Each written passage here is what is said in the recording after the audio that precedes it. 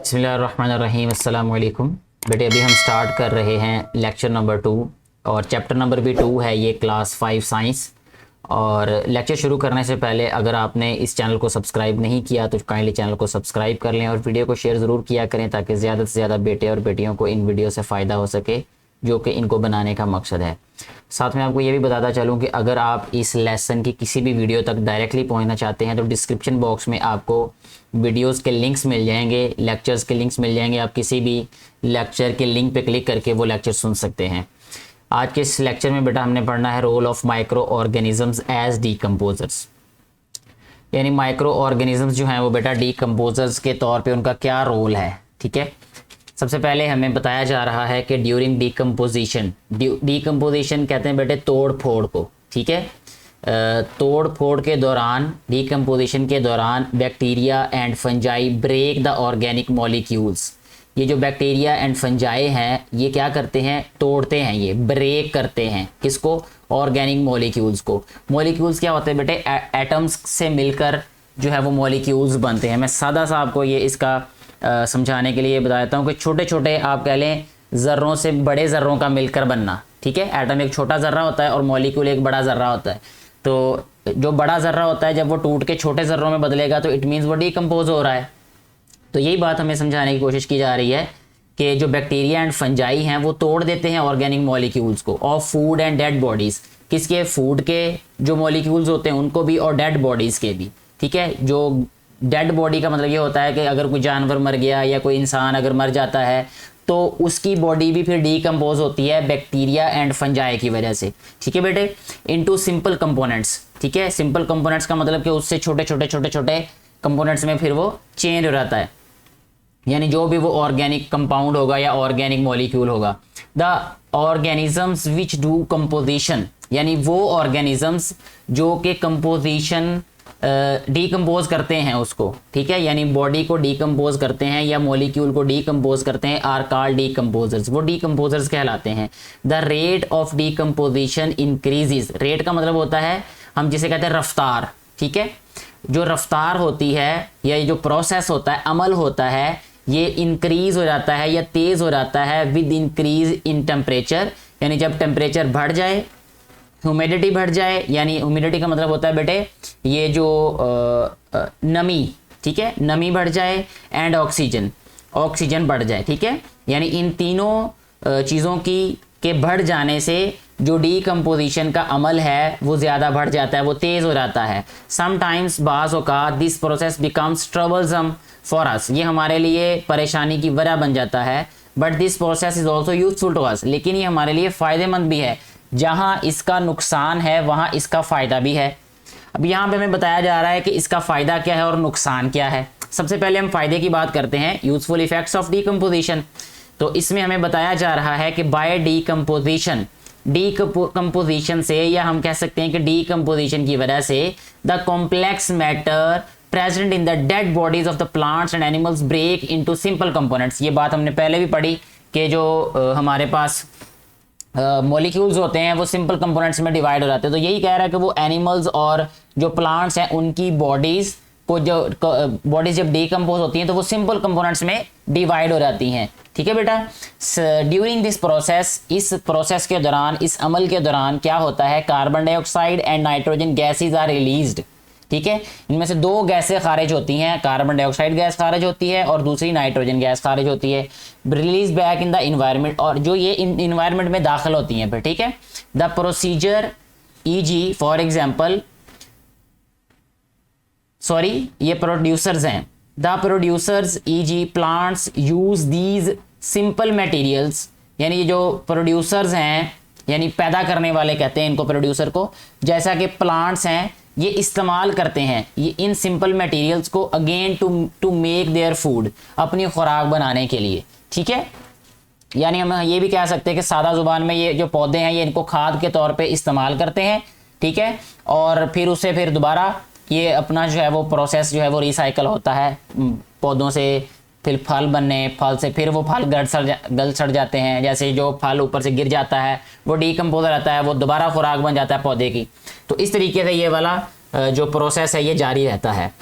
अच्छा बेटे, in this way, इस तरह डीकम्पोजर्स, जो डीकम्पोजर्स होते हैं, रिसाइकल द मैटर ऑफ, ये रिसाइकल करते हैं, ठीक है, मैटर को, वो मादे को, of abiotic and biotic components. Abiotic and biotic components क्या होते हैं? सिंपली अगर मैं बताऊं सादा इनको लफ्ज़ों में, तो नॉन लिविंग जो कंपोनेंट्स होते हैं बेटे वो एबायोटिक कंपोनेंट्स होते हैं, और जो लिविंग कंपोनेंट्स होते हैं वो बायोटिक कंपोनेंट्स होते हैं ऑफ द इन्वायरमेंट, ठीक है। यानी ये बायोटिक और एबायोटिक कंपोनेंट्स को क्या करते हैं, फिर ये रिसाइकल करते हैं।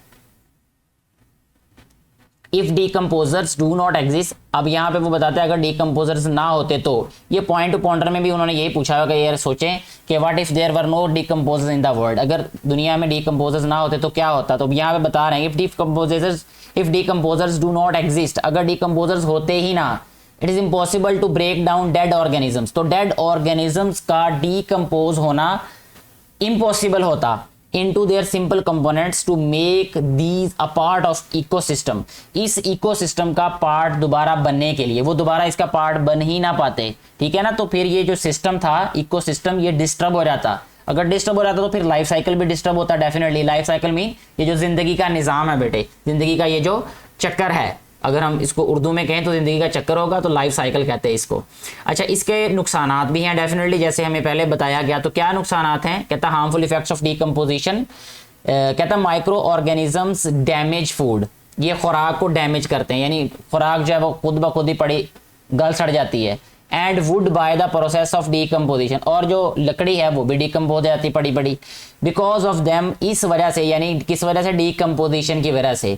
मिल्क इज स्पॉइल्ड, दूध जो है वो खट्टा हो जाता है, ठीक है। अगर आप दूध को पड़ा रहने दें और दूध पड़ा पड़ा ही खट्टा हो जाता है। ब्रेड गेट्स मोल्ड, जो ब्रेड होती है जिसे हम डबल रोटी भी बोलते हैं, वो मोल्ड हो जाती है, यानी उस पर क्या लग जाती है, जिसे हम कहते हैं फंगस लग जाती है, उस पर मोल्ड कहते हैं उसको।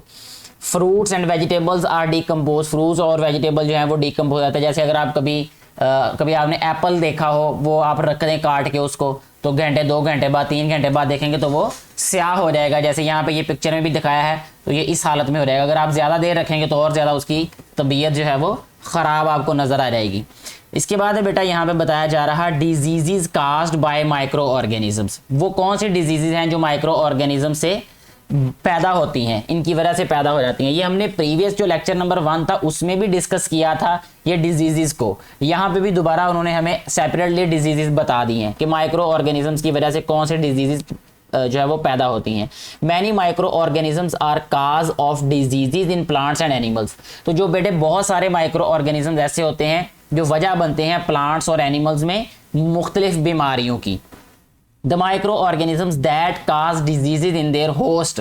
होस्ट का मतलब होता है कि जो उनको, जिसमें वो जो है वो माइक्रो ऑर्गेनिजम्स होते हैं। जैसे फर्ज करें पौधों के ऊपर अगर वो माइक्रो ऑर्गेनिजम्स हैं तो पौधा होस्ट होगा उसका, ठीक है ना, यानी जो उसको बेयर करता है, ठीक है। बेयर करने का मतलब, या हम ये कह सकते हैं कि जो ऑर्गेनिज्म उसको हार्बर करता है। हार्बर जरा थोड़ा सा और तरह का लफ्ज़ है, आपको समझने में शायद मुश्किल होगी, लेकिन आसान ज़ुबान में मैं अगर आपको कहना चाहूँ कि जो चीज़ इनको बेयर करती है या जिसके अंदर ये ऑर्गेनिजम्स होते हैं वो उसका होस्ट कहलाता है, जिस पर ये होते हैं, जिसमें मौजूद होते हैं। अगर ये पौधे में है तो पौधा होस्ट है, अगर ये एनिमल में है तो एनिमल होस्ट है, ठीक है बेटा। अच्छा, होस्ट आर कॉल्ड पैथोजेंस, उनको पैथोजेंस कहते हैं। The disease that occur due to them are called infections, उनको इन्फेक्शंस कहते हैं, और इन्फेक्शस डिजीज़ कहते हैं उनको, या तो इन्फेक्शन कहते हैं या इन्फेक्शस डिजीज़ कहते हैं। The infectious disease can spread quickly from one organism to others.